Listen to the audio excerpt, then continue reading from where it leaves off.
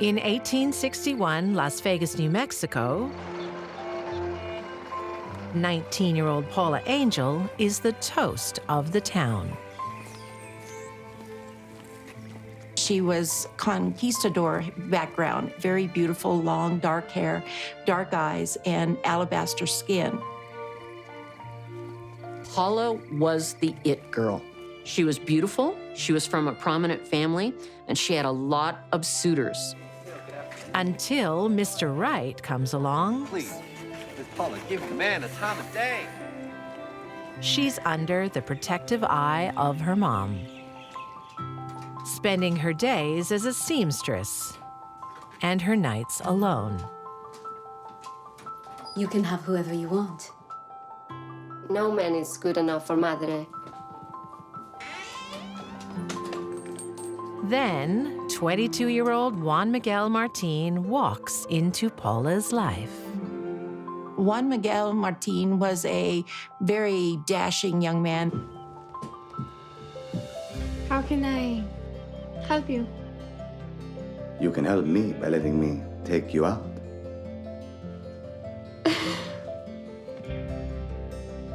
Perhaps. When they met, it was magic. If Madre approves. I'm sure she will. He is also the kind of guy her Hispanic family wants.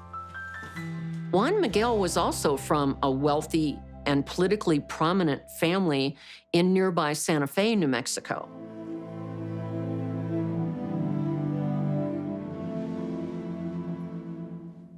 You know I'm saving myself. Oh, you are? In these times, marriage is a woman's best prospect.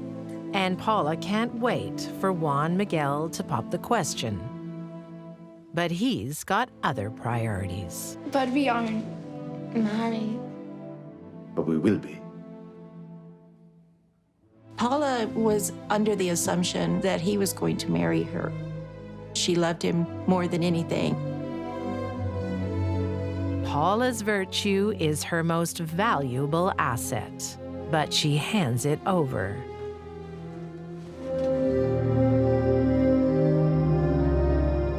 She put aside everything because she had that love for him. Can I tell Madre we are to be married?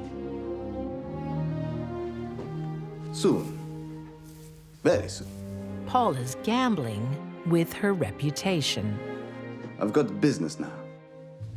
And now, Juan Miguel holds all the cards. In the Old West, without your good name, you had nothing. Paula had no experience with a one-on-one intimate relationship with a man. She thought all men were like her dad, honorable.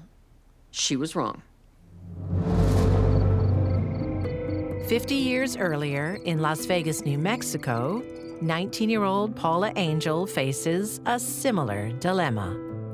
She's given up her virginity on the promise of marriage. But her lover, Juan Miguel Martin, is a player. Despite his pedigree, Juan Miguel loved to walk on the wild side.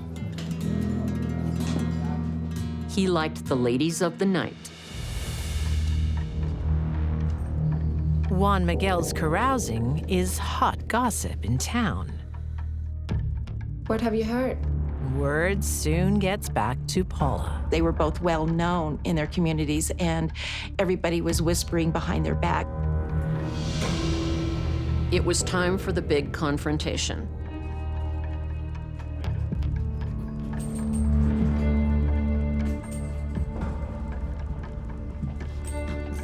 Hello, my beauty. Your fine words mean nothing. I know about your whore. It's just go. Only marriage can save her tainted reputation. You're the only one for me. How can I believe you? Despite the fact that Paula had found out that Juan Miguel was catting around in the whorehouses, she still wanted to marry him. Tomorrow, I'll see the priest for our wedding. He promised to see the priest with her the next day.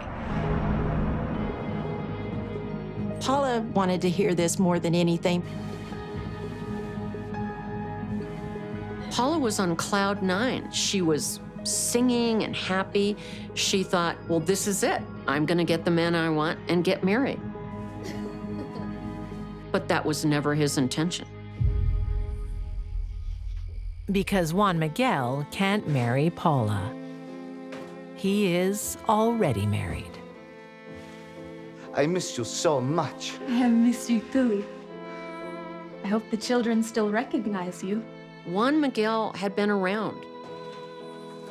He had 5 children by the time he was 22 years old and married to the same woman. He said he'd be back. He promised. She finally figured it out. She'd been played. Forget about him. He doesn't deserve you. I'm ruined. In those days, the most important thing a young woman had was her virtue, and she had given it up for a man that had lied to get her in bed. She went nuts. Dressed in her finery, Paula heads for the bad side of town. The reason she looked so fabulous is she wanted Juan Miguel to see what he was going to miss out on.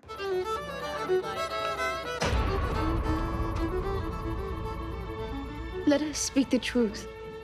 Will you honor your promise of marriage? So here are these 2 people from the most prominent families in town, outside of a saloon in a very bad area, and they're having an argument for everyone to see. I'm certainly not taking a plaything like you to my family. He told her in no uncertain terms that he had no intentions of ever marrying her. Juan Miguel leans in and says, You little fool. big mistake.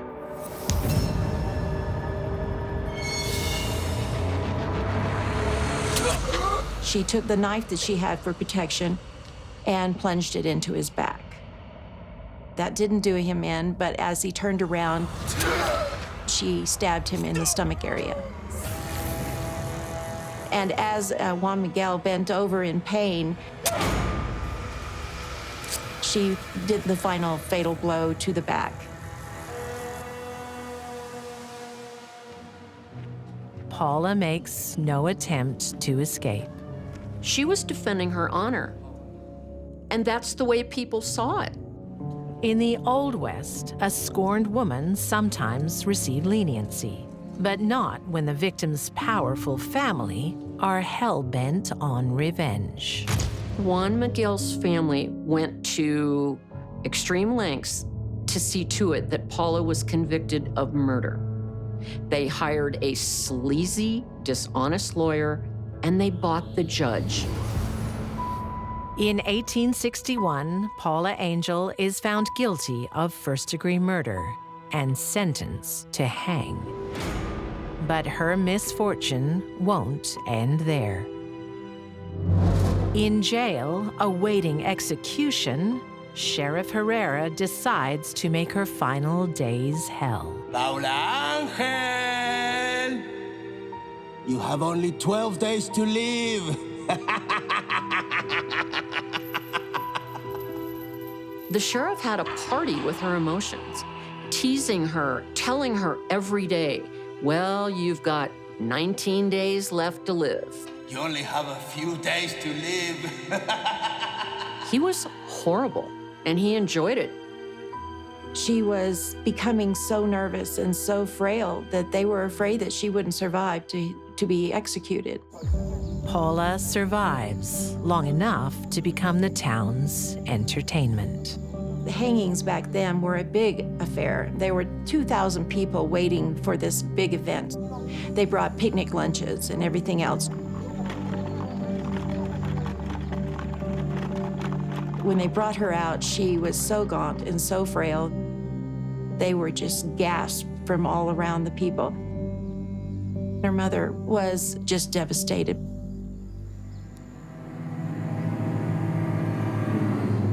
Breaking protocol, the vindictive sheriff doesn't tie Paula's hands. It's a terrible mistake as she struggles to free herself. You forgot to tie her hands. Didn't tie her hands? What's wrong with you?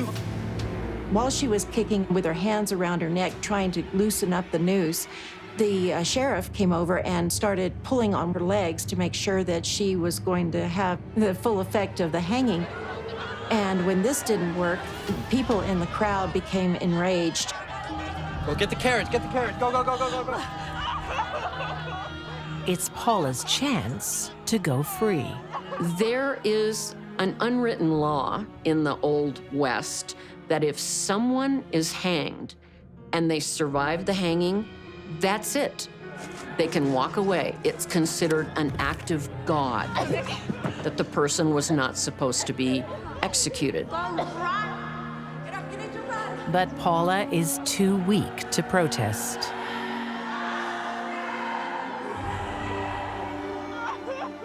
Again breaking protocol, the sheriff takes a do-over.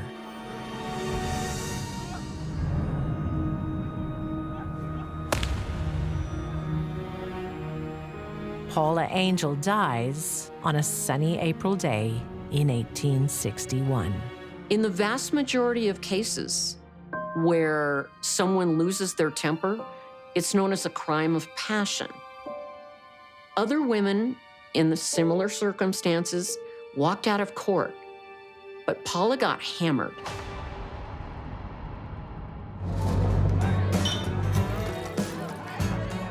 "36-year-old Patricia Tito George? Hi! has never been a one-man woman. You buy me a drink? Not tonight, Tricia. Patricia Tito really thought very highly of herself and her sexual power over men. Fred? Hi! Hi, baby. I haven't seen you in so long. You look beautiful. You buy me a drink? Sure, what you want to drink, honey? Bourbon. 2 bourbons.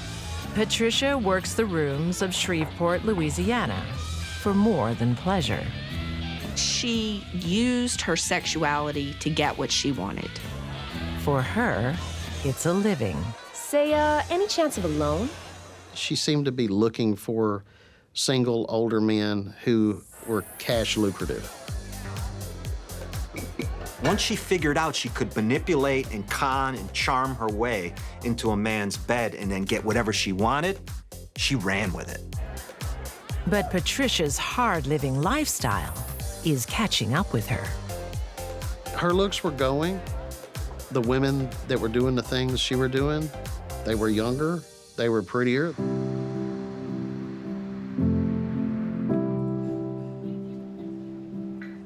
Tricia, wait no customer. Now get back to work.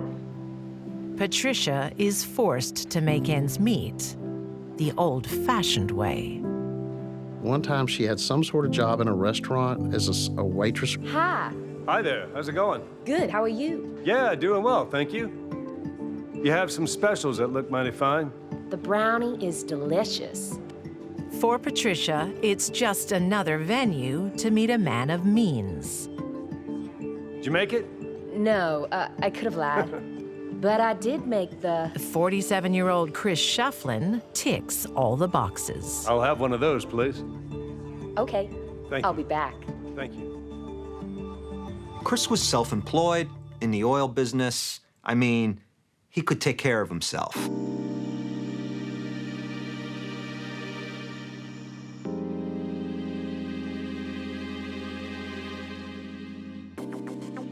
Patricia no longer has a string of men to pay her way. Christopher looks like her best bet. He was lucrative, he had plenty of cash. He wasn't hurting for money.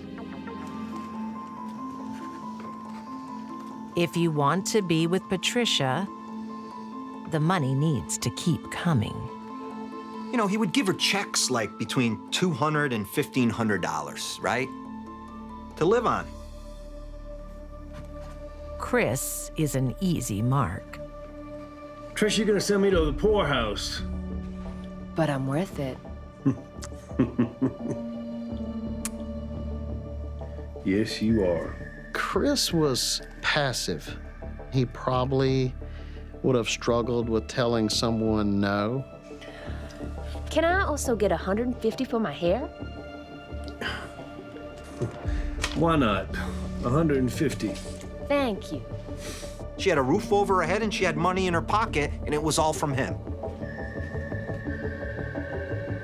Here you go, honey. For a year, Patricia is riding high. I'll see you later. Until Chris has a stroke. Hey, hon. Hey, how you doing, Trisha? Good. You're looking good. Am I? I don't feel so good. It's good to see you. at first, Patricia's full of sympathy. Baby, I'm doing it real hard. Can I have some money? What the hell? Tricia, I can't continue to give you any money. Until she realizes Chris has lost his income. I'm not even working now. Then screw you. Tricia. Patricia dumps Chris as quickly as she found him and returns to her former lines of credit. Hey, Bob. Hey, Patricia. How you doing? I'm good. Yeah, what do you want? But her other men have moved on. Patricia, don't call me again. You don't have to be like that. I said, don't call me again. Fine, I won't. Her old connections were gone. Some of them deceased. Some of them no longer would have anything to do with her. Patricia must face reality. Her credit around town is exhausted. Her only chance is to make amends with Chris. But she's too late. Judy Wynn is this 59-year-old secretary. Everybody loves her. He moved on with another woman, and another woman that was significantly older than Patricia Tito. And that did not sit well with Patricia Tito.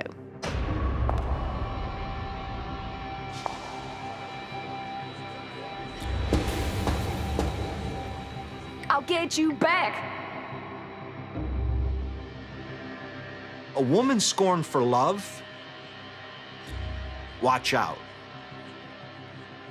A woman scorned for love and money? That could be deadly. Patricia Tito isn't the only woman being replaced. In Shreveport, Louisiana, Patricia Tito is enraged she's lost her man, or rather, his wallet. And she blames one person, his new girlfriend, Judy Wynn. Tricia was desperate. She had gotten into a desperate situation.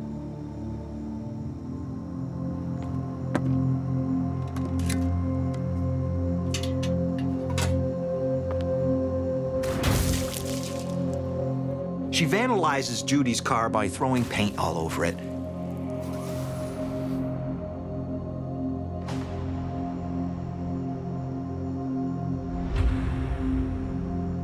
This is a person who is becoming undone.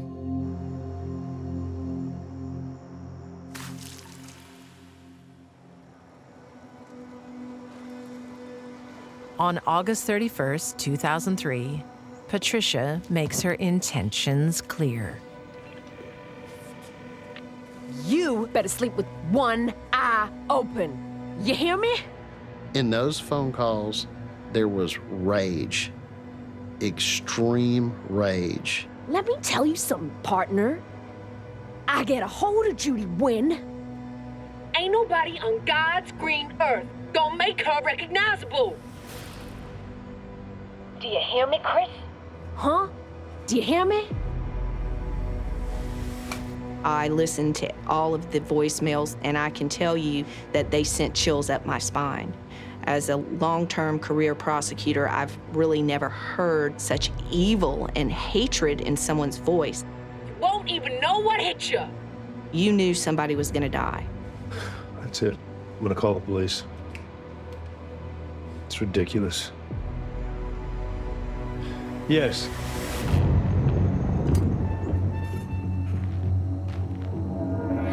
But it's too late. Within hours, Patricia strikes. There was really no time for the police to act. Patricia Tito was ice pick crazy. She was just that full of rage and anger.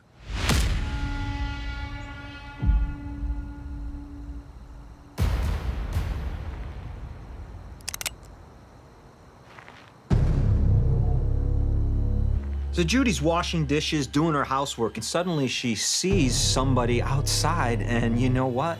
Guess who it is? It's Patricia. Probably was a feeling of just straight up shock.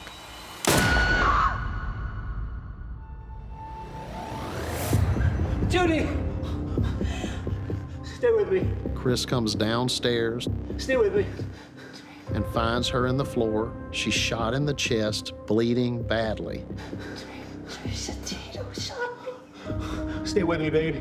Stay with me. She says, Trisha shot me. Trish Tito shot me. Stay with me. Stay with me. Yes, we have an emergency at 14 Kent Street, Shreveport. Judy dies of a single gunshot to the chest. Stay with me, baby. Stay with me, all right? Stay with me.